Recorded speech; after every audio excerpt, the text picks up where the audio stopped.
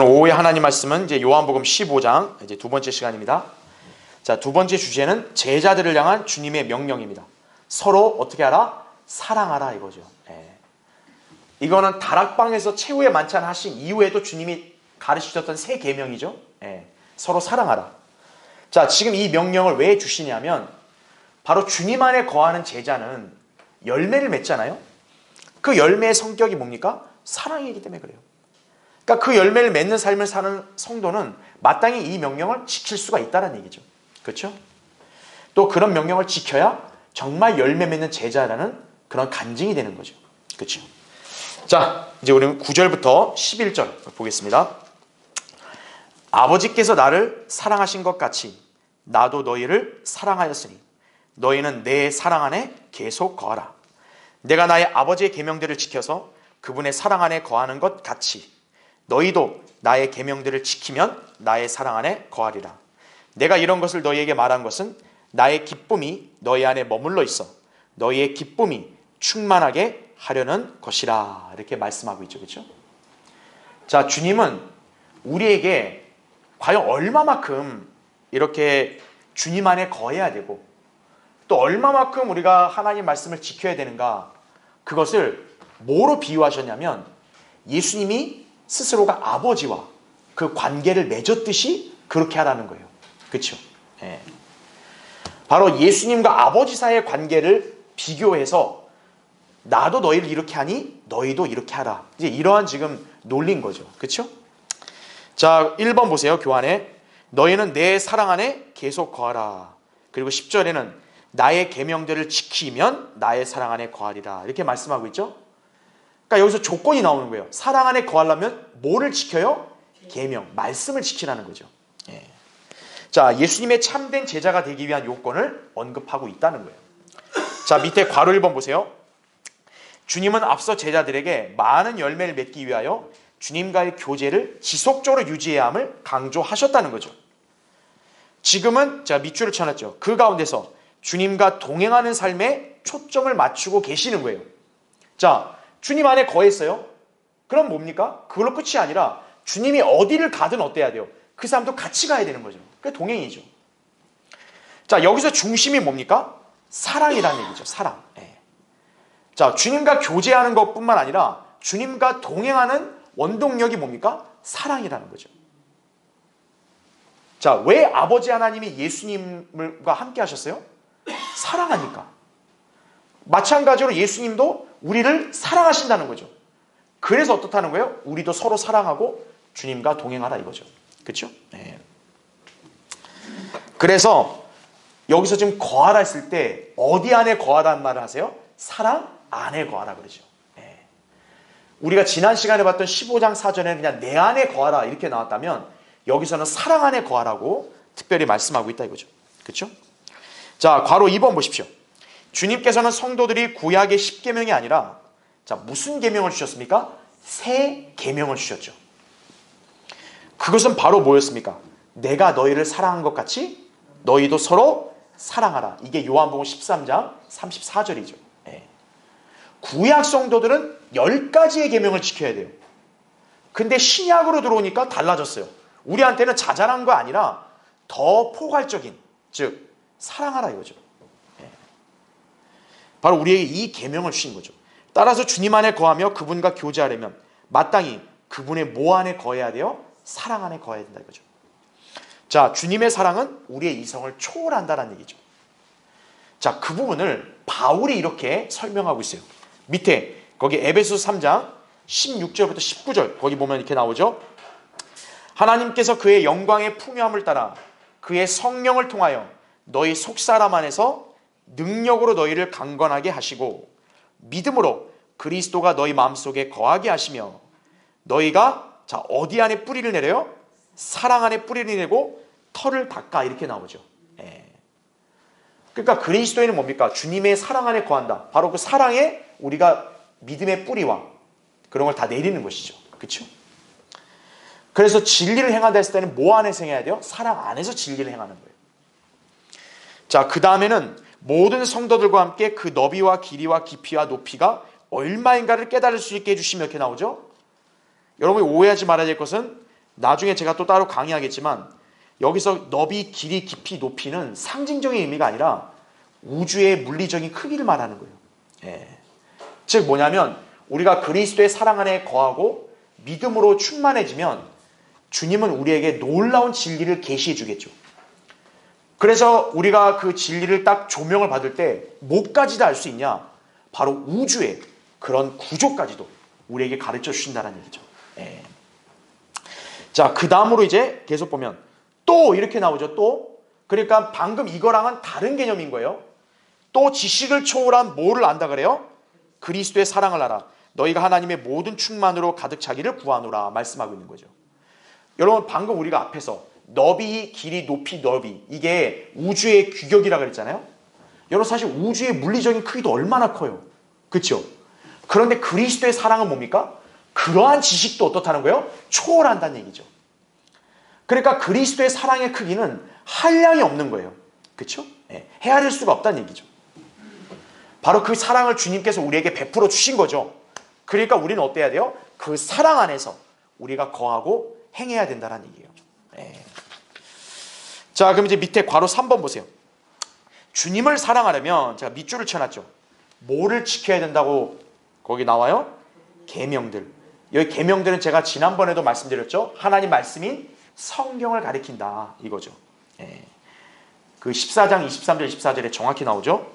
자, 우리 주님께서도 뭐라고 말씀했어요? 내가 그분의 사랑 안에 거하는 것이 내 아버지의 계명들을 지켜서 그렇다고 10절에 그렇게 말씀하죠. 예. 그러니까 뭐냐면 예수님조차도 본인이 아버지를 사랑하는 증거가 뭐냐 했더니 내가 아버지의 계명을 지킨다는 거예요. 예수님 자신도. 그러니까 사랑의 표식은 뭡니까? 내가 사랑하는 대상의 말씀을 지키는 거다 이거죠. 예수님도 아버지의 말씀을 그렇게 했듯이 그러면 제자들도 어때야 돼요? 예수님의 말씀을 그렇게 지켜야 된다는 얘기죠. 그래야 사랑 안에 거하는 거라는 얘기죠. 마찬가지로 오늘날 우리 성도들도 내가 정말 주님을 사랑한다면 어떻게 해야 돼요? 내가 주님의 사랑 안에 거하려고 한다면 하나님의 말씀을 내가 순종하고 지켜야 된다는 얘기예요. 그게 사랑 안에 거하는 거라는 얘기죠. 예. 자, 그래서 괄호 4번 말하자면 하나님의 말씀인 성경을 사랑하고 존중하며 이거예요. 예.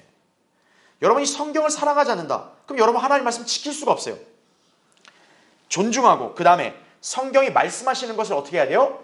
믿어야죠. 또 성경이 명령하시는 것을 행하는 성도, 그런 성도는 하나님 말씀 안에 거하게 되는 것이에요. 그리고 예수 그리스도의 사랑을 받게 되고 주님의 기쁨이 그 성도 안에 충만히 거하게 된다. 지금 주님은 그거를 우리에게 약속하신 거예요. 그래서 11절에 나온 게 그거잖아요. 나의 기쁨이 너희 안에 머물러 있다 그랬잖아요. 예.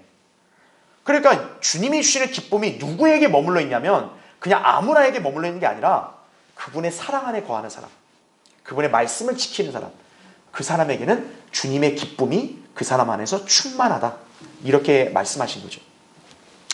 그래서 맨 밑에 2번, 자 11절에 나온 말씀이 이거죠. 내가 이런 것을 너희에게 말한 것은 나의 기쁨이 너희 안에 머물러 있어 너희의 기쁨이 충만하게 하려는 것이라 이거죠. 예. 여러분 이 기쁨은 오직 누구만 누릴 수 있습니까? 그리스도인만이 누릴 수 있는 거예요. 세상은 누릴 수가 없다는 얘기죠. 자, 다음 페이지요. 자, 맨 위에 괄호 1번 보십시오. 하나님의 말씀인 계명을 지킨 성도에게 나타나는 결과는 뭐라고요? 기쁨이다 이거죠.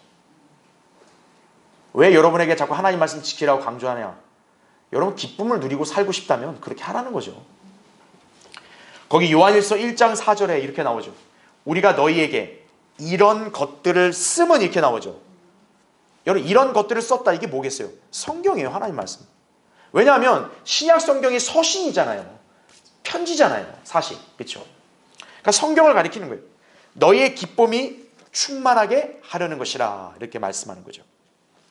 자, 이 기쁨은 분명히 세상에서 누리는 재미와는 차원이 다르다는 사실이에요. 왜일까요? 세상이 주는 재미는 주님이 주시는 기쁨과 다르기 때문에 그런 거예요. 자, 괄호 2번 보십시오. 세상에서 느끼는 재미라는 게 뭘까요? 일시적으로 무언가를 즐기는 가운데 순간적으로 기분 좋은 것처럼 느껴지다가 어느새 사라지고 마는 공허한 웃음과 같다는 거죠. 아이고 재밌어. 근데 어때요? 시간 지나면 아무렇지 않은 거예요. 그렇죠? 특히나 뭐 예를 들어 코미디, 개그 프로그램 이런 거 보면은 순간 재밌단 말이에요. 막 깔깔대고 웃죠.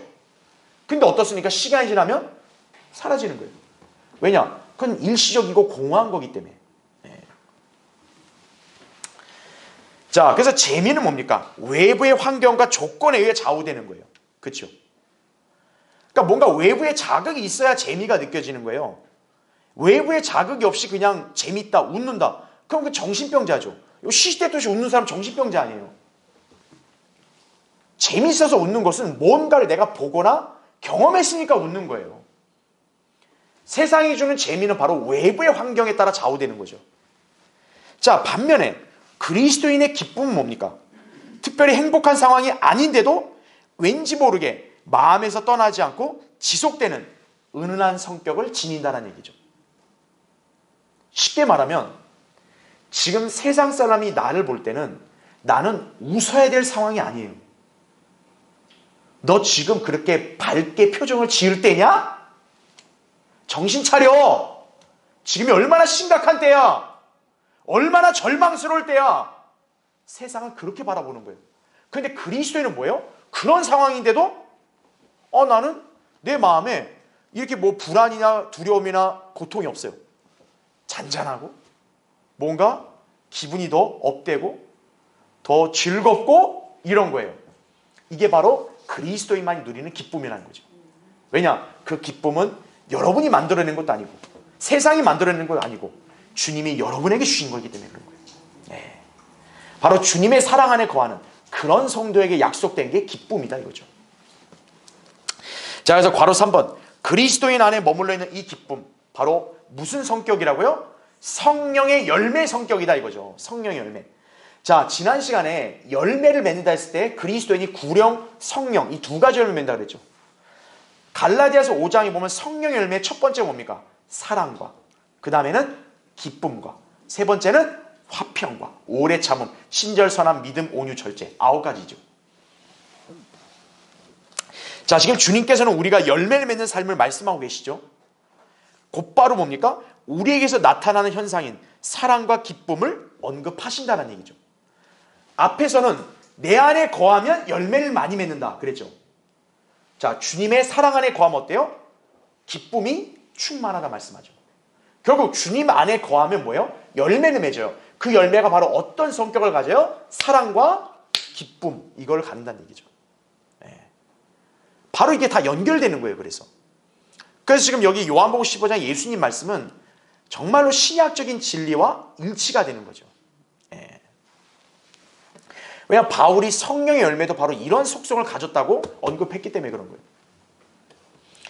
그래서 괄호 4번 보세요. 이것이 바로 그리스도인이 주님과 교제하며 그분을 따르는 삶을 살면 행복한 사람이 되는 것이다 라는 얘기죠. 비록 고난과 역경으로 힘들고 고통스러울지라도 주님 안에 거하며 그분과 동행하는 삶을 살면 그 사람은 주님의 사랑과 기쁨과 화평으로 충만케 된다는 얘기죠. 자, 지난 시간 14장 27절에 주님 뭐라 그랬어요? 나의 화평을 너희에게 남겨둔다 그랬죠. 내가 주는 화평은 세상이 주는 것과 같지 않다 그랬어요. 그렇죠? 그 화평도 뭡니까? 결국 성령의 열매 성격인 거죠. 그렇죠? 네. 그러니까 여러분이 왜 열매를 맺는 삶이 중요하냐면은 열매를 많이 맺으면 어떤 거예요? 그만큼 여러분 안에는 사랑과 기쁨과 화평이 충만한 거예요. 예. 근데 열매를 안 맺으면 어떤 거예요? 그 사람 안에는 이게 없어요. 그러니까 뭐예요? 무기력하고 공공하고 피폐한 거죠. 예. 그러니까 여러분은 스스로를 점검할 때 항상 내가 과연 열매를 맺는 삶을 살고 있나? 그걸 점검하면 되는 거예요. 그럼 내가 열매를 맺는지 안 맺는지 내가 뭐로 측정하면 돼요? 내 안에 사랑과 기쁨과 화평이 넘치고 있는가 이거예요. 그게 없으면 지금 여러분 열매를 맺지 못하고 있는 거예요. 예. 구령도 마찬가지예요. 내가 복음을 전해야 되는데 안전하고 구령한 사람이 없다. 열매가 없는 거죠. 그걸 하면 열매가 있는 거죠. 예. 성령 열매도 마찬가지예요. 여러분 주님 안에 거하고 주님과 교제한 삶 살았다. 그럼 여러분 안에서 사랑과 기쁨이 나타난다. 그럼 열매를 맺고 있는 거예요. 지금. 자, 그래서 뭡니까? 외부에 어떤 환경이 조성될지라도 그리스도인이 열매를 맺는 삶 어떤 거예요? 항상 기뻐할 수 있는 거예요. 왜? 주님이 기쁨을 충만하게 하니까. 그렇죠? 항상 즐거워할 수 있습니다. 그리고 사랑을 실천할 수가 있는 거예요. 왜? 내 안에 사랑이 나타나니까. 그렇죠? 그래서 열매 맺는 게 이토록 중요하다. 이렇게 우리가 이해하시면 됩니다. 자, 12절부터 15절 보겠습니다. 자, 나의 계명은 이것이니. 자, 예수님은 다시 한번 제자들에게 주신 계명을 설명하는 거예요. 내가 너희를 사랑하는 것 같이 너희도 서로 어떻게 하라고요? 사랑하라는 것이라 이거죠. 다시 한번 분명히 못을 박죠. 그렇죠? 자, 13절 보세요. 그러면 이 사랑의 강도가 뭔지를 예수님이 또 설명하세요. 사람이 친구들을 위하여 자기 생명을 내어놓는 것보다 더 위대한 사랑은 없나니 내가 명령한 대로 너희가 행하면 너희는 나의 친구들이라.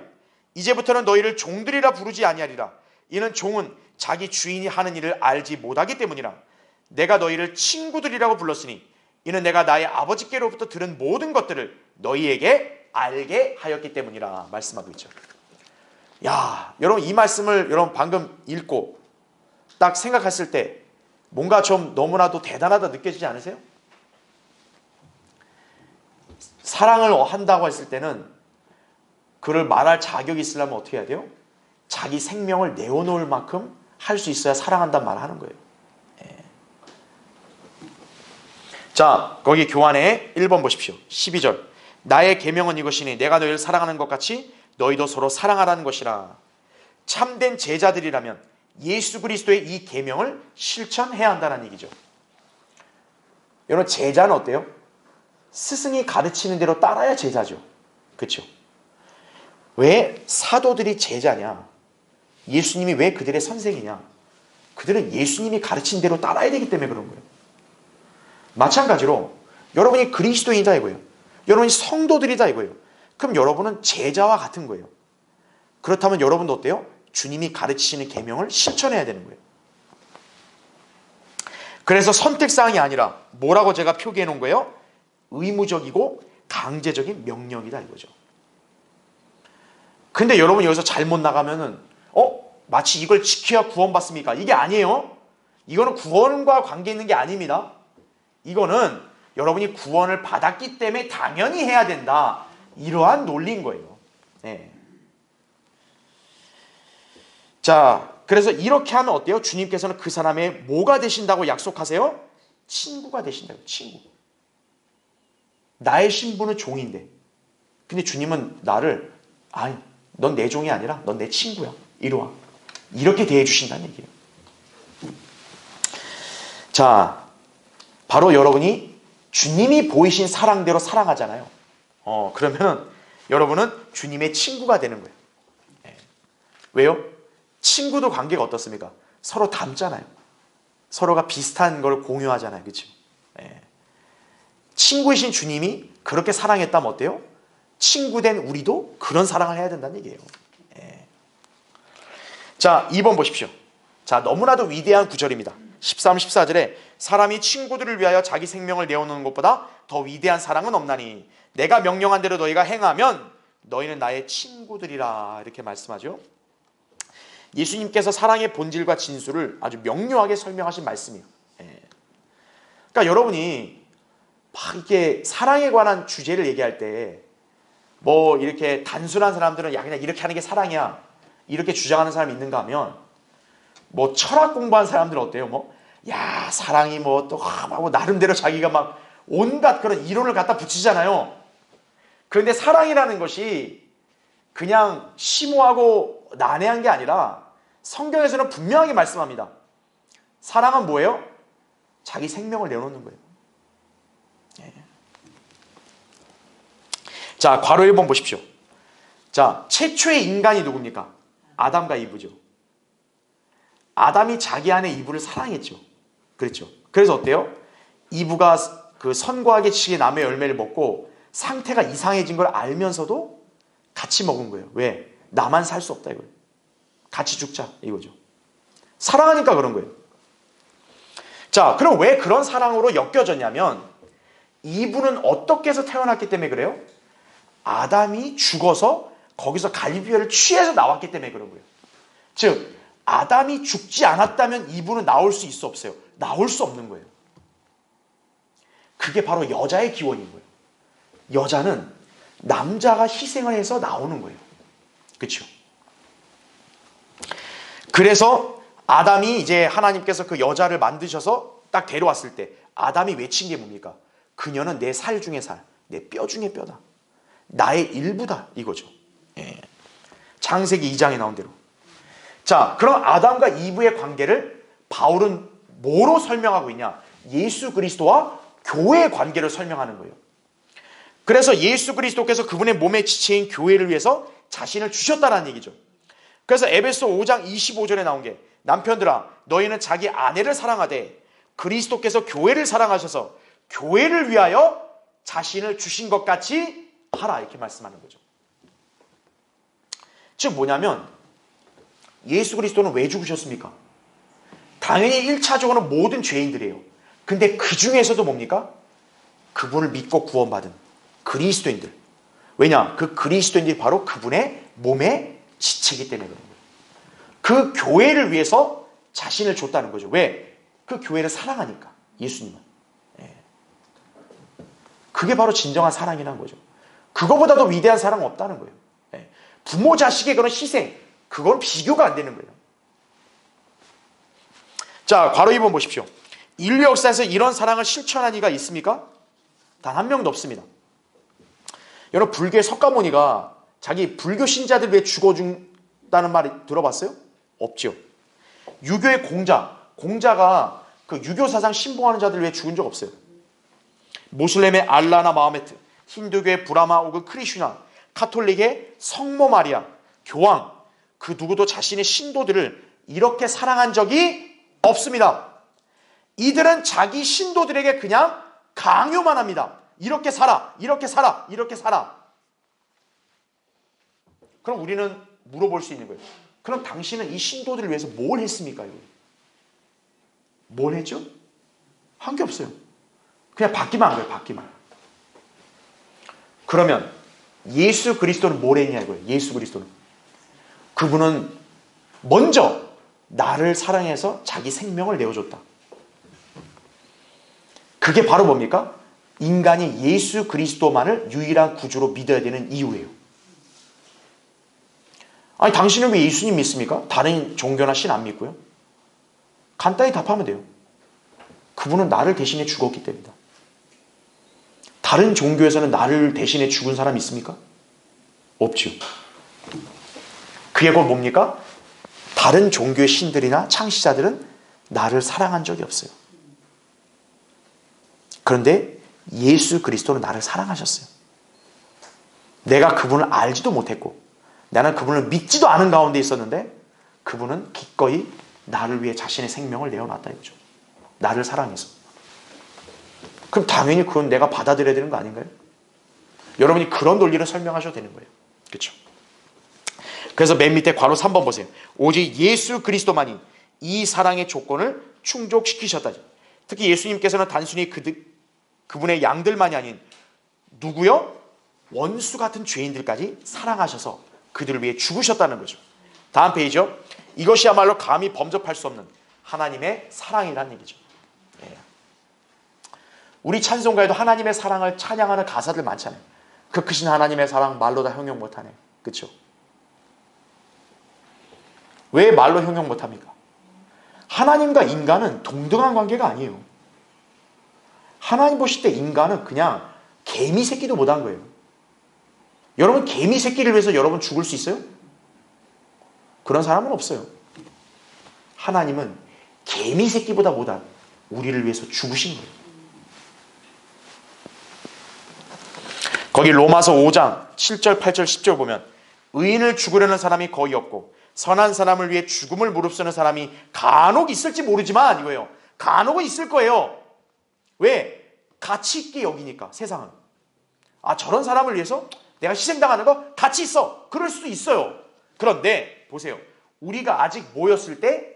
죄인이었을 때 그리스도께서 우리를 위하여 죽으심으로써 하나님께서는 우리를 향한 그의 사랑을 나타내셨느니라 이거죠.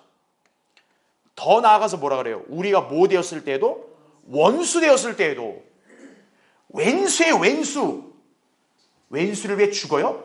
저 왼수가 그냥 죽는 것도 내가 시원찮은데?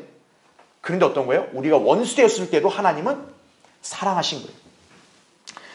그의 아들의 죽음으로 인하여 하나님과 화해하게 되었으니 더욱더 화해하게 된 우리는 그의 생명으로 인하여 구원받게 되리라 이렇게 말씀하는 거죠. 그 밑에 뭐 요한복음 3장 16절, 요한일서 2장 2절 다 마찬가지입니다. 즉 하나님께 세상을 이처럼 사랑하셔서 독생자를 주셨다 이거죠. 그를 믿는 사람은 누구든지 멸망하지 않고 영생을 얻게 하려 하심이라. 예수 그리스도는 구원받은 사람들만을 위한 화목제물이 아니라 온 세상의 죄들을 위한 화목제물이다. 그걸 기억하셔야 되는 거예요. 자, 잠깐만 여기 한번 볼게요. 자, 하나님의 사랑이 갈보리에서 나타났잖아요. 그러면 사랑의 대상이 뭐냐? 대상. 일단은 모든 사람입니다. 그렇죠? 칼빈주의 예정론은 이미 틀린 거예요. 이게 뭐 창세전에 예정된 사람만 위해서 해당된다. 이게 아닙니다. 왜냐 우리 방금 봤던 구절대로 예수님은 그냥 구원받은 사람들만이 아닌 온 세상의 화목제물이라서요. 온 세상의 죄들을 위한 제물이에요. 그래서 대상은 1차적으로 모든 사람들이에요. 그래서 이 갈보리 십자가는 일단 일반적으로 모든 사람에게 사랑을 베푸신 거예요. 그래서 죄인들, 원수들이죠. 근데 중요한 건 뭐냐? 이 사랑은 하나님이 그냥 베푼 거죠. 근데 문제는 이 사람들이 이걸 받아들여 안 받아들여? 안 받아들이는 거죠. 그러면 베풀어지긴 했지만 효력은 아직 있다 없다? 없다는 거죠. 왜? 사랑은 받아들여야 효력이 있는 거죠. 짝사랑 해보신 분들은 아실 거예요. 내가 짝사랑을 아무리 심하게 해도 어때요? 그건 현실로 이루어질 수가 없습니다. 왜? 나 혼자만 하는 거니까. 사랑이라는 거 어때요? 두 사람 간의 합의가 돼야 이게 사랑이 이루어지는 거예요. 그렇죠? 하나님은 어떻게 보면 모든 죄인들을 짝사랑하신 거예요. 죽어줬다. 근데 안 받아들이는 거죠. 여기서 이제 뭡니까? 믿는 사람들. 이 믿는 사람들에게 이제 사랑의 효력이 발생을 하겠죠. 그렇죠? 그렇죠? 그 효력이 발생해서 결국 뭐가 되는 겁니까? 첫째가 제자가 되는 거고 그리스도인. 그렇죠? 두 번째는 뭡니까? 몸의 지체가 되는 거죠. 네. 그래서 주님은 모든 죄인들을 사랑하셨기 때문에 갈보리 십자가에서 죽으셨지만 이것이 진정한 의미를 갖는 건 뭡니까?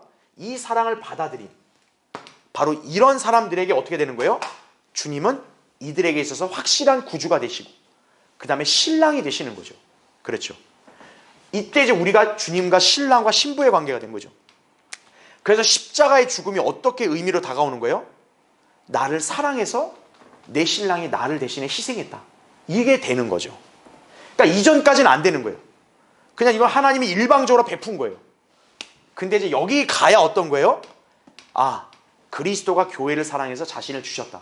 이 사랑의 효력이 여기에 미치게 되는 것이에요. 네. 그러니까 여러분은 지금 이 자리에 있다는 거 아시면 되는 거예요. 그렇죠? 네. 자, 괄호 4번에 예수님께서는 이러한 사랑을 아는 우리에게 자 그대로 실행하라고 명령하시는 거죠. 그래서 거기 요한일서 3장 16절 나온 말씀이 이로써 우리가 하나님의 사랑을 아노니 이는 그분이 우리를 위하여 자신의 생명을 내어놓으셨습니다. 따라서 우리도 형제들을 위하여 우리의 생명을 내어놓는 것이 마땅하도다 이렇게 말씀하는 거죠. 예.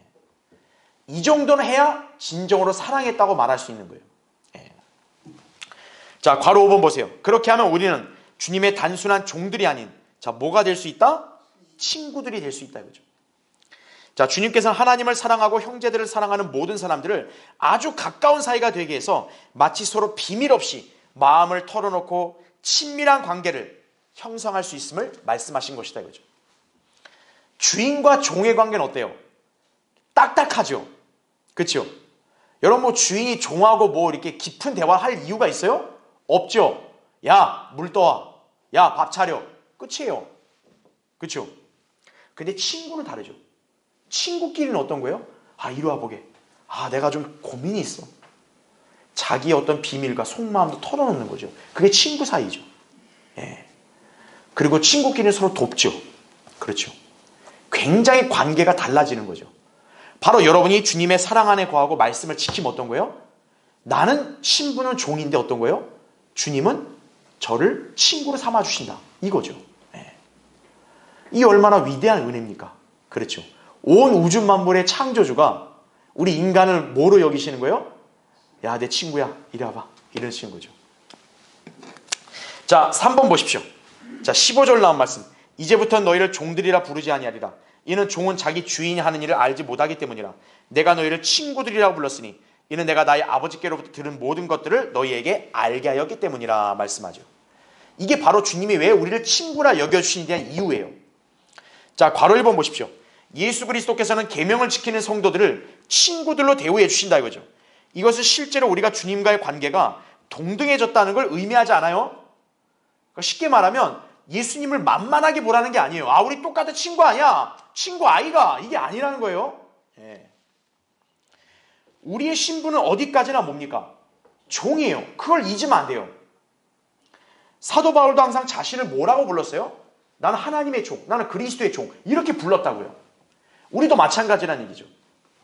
자, 괄호 2번 보십시오. 그러나 주님께서 우리를 향하신 태도는 어떤 거예요? 종들을 대하듯 하진 않는다는 얘기예요.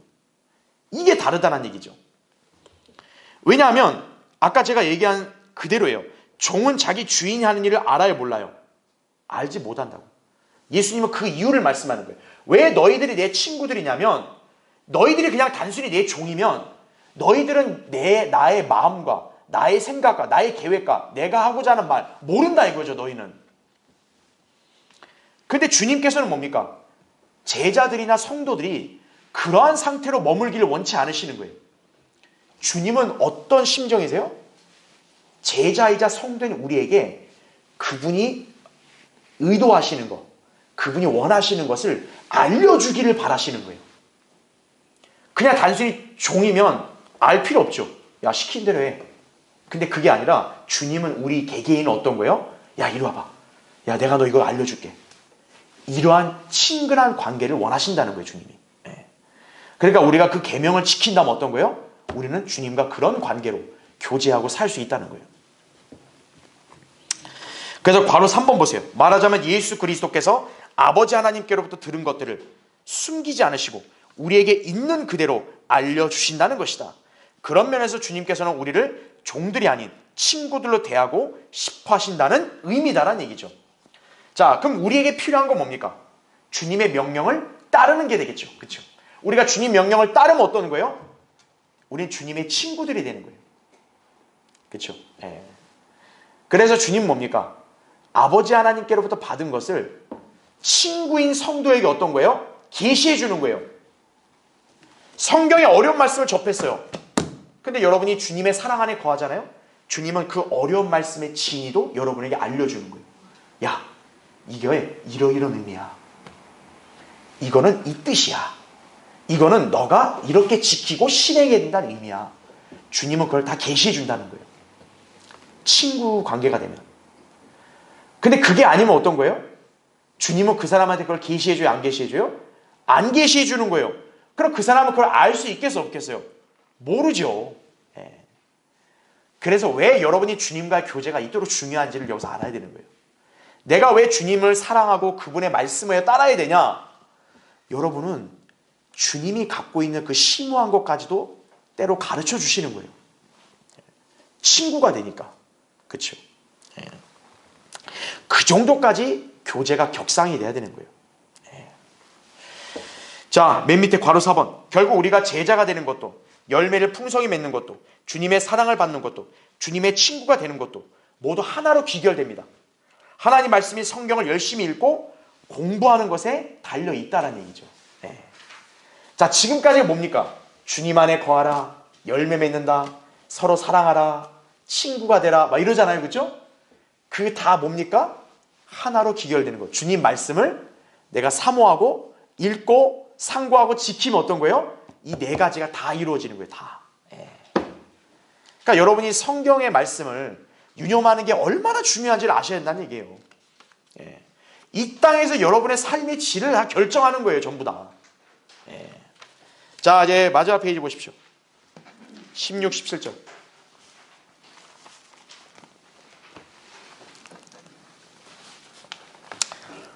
자, 그래서 여기 한 번 더 잠깐 보면요. 자, 모든 인간은 일단 죄인으로 출발합니다. 그렇죠? 예. 이 죄인이라는 것은 하나님과 아예 그냥 떨어져 있는 그런 상태예요. 그런데 구원을 받았습니다. 그렇죠? 그럼 이제 이 사람 뭐로 바뀌는 거예요? 하나님의 자녀. 그 다음에 제자. 엄밀히 말하면 제자라고 하기 좀 그렇다. 예. 하나님의 자녀가 되겠죠. 그럼 여기서 끝이 아닙니다. 이 사람이 주님과의 교제를 이렇게 충실하게 하면 어떻게 되는 거예요? 이 사람은 이제 진정한 제자가 되는 거예요. 그리고 그 다음 이 사람은 주님의 뭐가 돼요? 친구가 되는 거죠. 예. 여기까지는 어떻게 보면 자녀이자 종이라 볼 수 있어요. 종. 예. 그런데 여러분이 주님과 교제를 딱 충실해요. 즉 주님 안에 거하고 사랑 안에 거해서 말씀을 지키고 행하죠. 그럼 여러분은 뭐가 됩니까? 첫째는 제자가 되고 두 번째는 뭐가 돼요? 친구가 되는 거예요. 친구 사이는 특징이 뭘까요? 아까 얘기했죠. 비밀이라는 게 있습니까? 없습니까? 없죠. 주님이 갖고 있는 어떤 의도, 계획, 또 그 사람에게 원하신 뜻, 이거를 다 밝혀주시는 거예요. 친구야, 이리 와봐. 야, 너 이런 거 알아야 돼. 너 이렇게 하고 살아야 돼. 다 알려주시는 거예요. 이 관계가 돼야 돼요. 이 관계가 돼야 어때요? 열매가 있는 거예요. 열매. 그래서 이 교제는 뭡니까? 말씀을 통한 교제인 거예요. 말씀을 통한 교제. 하나님 말씀을 들어야 되죠. 배워야 되죠. 그리고 읽어야 되죠. 그 다음에 지켜야 되죠. 왜 그게 단순하면서도 왜 자꾸 강조하냐면 여러분의 삶의 질을 이렇게 결정하기 때문에 그런 거예요. 이게. 그러지 않고 여러분이 육신대로 살면 그냥 여기로 머물러 있는 거예요. 여기로. 예. 아무것도 없는 거예요. 예. 그러니까 여러분들이 이 단계로 격상이 돼야 돼요. 예. 그래서 주님과 딱딱한 주인과 종의 그런 엄격한 관계가 아닌 친밀한 관계로 이렇게 승화되어야 되는 얘기죠. 예. 바로 요한복음 15장은 여러분에게 그걸 가르쳐주고 있는 거예요. 예. 주님과 여러분 사이의 그런 개별적인 관계 이렇게 승화되라 이거죠. 예. 16, 17절 너희가 나를 선택한 것이 아니요 내가 너희를 선택하여 임명하였나니 이는 너희로 가서 열매를 맺게 하고 너희 열매가 남아있어 너희가 나의 이름으로 아버지께 구하는 것은 무엇이든지 그분께서 너희에게 주시게 하려는 것이니라. 이런 것들을 내가 너희에게 명령하노니 이는 너희가 서로 사랑하게 하려 함이라 말씀하죠. 자, 교환의 1번 보십시오. 16절에 너희가 나를 선택한 것이 아니요 내가 너희를 선택하여 임명하였나니 이렇게 나오죠. 여기 이 구절을 또 자칫 오해하면 이거 봐라 하나님이 인간을 택하자냐 칼빈주의 또 예종론에 걸려들 수 있어요. 자, 여기서 선택이라는 것은 구원을 가리키는 게 아닙니다. 지금 이것은 부르심이에요. 부르심. 하나님을 섬기는 하나님이 특별한 목적으로 일을 맡기시려는 그런 일꾼을 부르시는 걸 가리키는 거예요. 그 부르심은 누구로부터 받는 거다? 주님으로부터 받는 거지 우리 스스로 선택하는 것이 아니다라는 얘기죠. 더 노골적으로 얘기한다면 자, 하나님의 사역을 누가 하고 싶어해요. 목회를 하든 뭐 설교를 하든 선교를 하든 하고 싶어해요. 근데 그거는 누가 먼저 부르셔야 되는 거예요? 하나님이 부르셔야지 부르심 받은 사람이 그 사역을 하는 거지 내가 먼저 그걸 선택해서 하는 게 아니라는 거죠. 야, 나 목사 될래. 야, 나 설교자 될래. 내가 선택해서 하는 게 아니다라는 거예요. 자, 괄호 1번 보세요. 그래서 왜 이걸 예정론으로 오해하면 안 되냐면 지금 여러분 이 구절은 예수님이 구원받지 않은 죄자들에게 하신 말씀이 아니죠. 이미 구원받은 제자들을 대상으로 하시는 말씀이에요. 그렇기 때문에 이거는 구원에 필요한 조건이 아니라는 거죠. 자, 하나님께서는 모든 죄인들을 구원으로 다 부르십니다. 중요한 건 뭡니까? 인간이 그거를 자기가 의지를 갖고 믿느냐, 그게 중요하다는 거죠. 그 밑에 예시 구절 보세요. 데살로니가전서 1장 4절에 뭐라고 나옵니까? 사랑하는 형제들아, 그러면서 뭐라 그래요? 누가 선택했다? 너희가 하나님을 선택했다 이거죠. 하나님이 그들을 선택한 게 아니라 뭐예요? 너희가 하나님을 선택했다는 거죠. 그러니까 그들이 왜 구원받은 거예요? 그들이 하나님을 선택했기 때문에 구원받은 거란 얘기죠. 하나님이 그들을 택해서 한 게 아니고 그들이 예수 그리스도를 믿었으니까. 그렇죠? 그 밑에 구절도 강조하는 표현이 뭡니까? 누구든지죠. 누구든지 그분을 믿으면 영생을 얻는다. 그렇죠? 그러니까 지금 이거는 구원의 부르심이 아니다 이거죠. 그래서 괄호 2번 제가 밑줄을 친 거 보면 제자들을 대상으로 말씀한 거다 이거죠. 그래서 이 구절도 주님을 섬기며 그분의 일을 수행하는 제자로서 사역으로 부르시는 것과 연관이 된다는 얘기죠. 그래서 이 부르신 목적이 뭡니까? 여기 구원이라는 단어가 나와 안 나와요? 안 나오죠. 여기서는 열매라는 단어가 나오죠. 그렇죠.